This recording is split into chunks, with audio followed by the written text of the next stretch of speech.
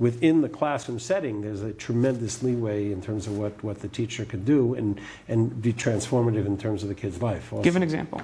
In the classroom, well, I said we had a kid in 6th grade who was in charge of the mouse and the computer. So it freed up the teacher to be able to teach the lesson. The kid was listening because they had to listen to everything the teacher said and move the mouse and click on whatever. And that kid felt very important, and it gave them a greater seriousness of purpose, and they had a great relationship with the teacher, and they learned a lot more. And they felt good about it. And that was a general studies teacher even, 6th grade. So that's an example. I think in terms of the shul, there in the school setting, there's a lot to be done. The base measures, the school, giving different jobs. I think what you were doing here a few minutes ago is exemplary. I do that on a younger grade level a lot, where you have the kids, and with the kids, little kids, obviously, you can give them something brief to read, or if they're more advanced, you can give them something to prepare. But where the kids say divrei Torah about the tefillah or about different things, so that really enhances the davening. But it also gives it is a rotation, and the kids have a responsibility. Yeah. I think especially in being able to properly absorb the information in which we learn, to have the achrayas of being able to give it over clearly.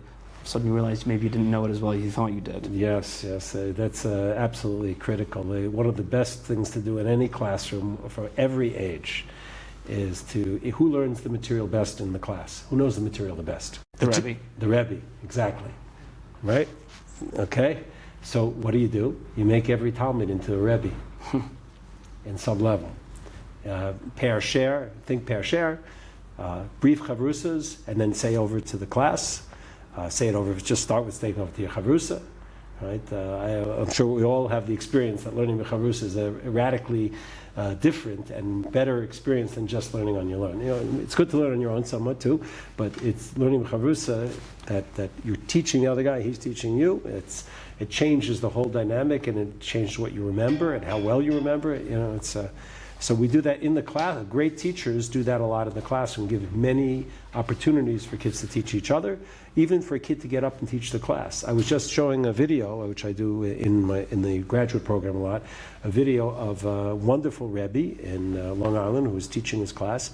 He had every single high school boy. It was like, they were going up to the board. He had a T-chart on the board, very simple. You have two sides. He was comparing Dora Midbar versus Dora Bayaretz, and how the differences between the two. And the boys knew a lot, and he had them going up to the board, filling it in, and being proud of it. These are high school boys, okay?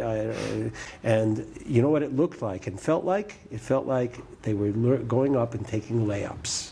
Kid you not, if you see the video, they're like going up and they're putting something of meaning on the board, divrei Torah, and they're proud of it, and he gives them a big, yesher koach to every guy, and the entire class is going up and doing that.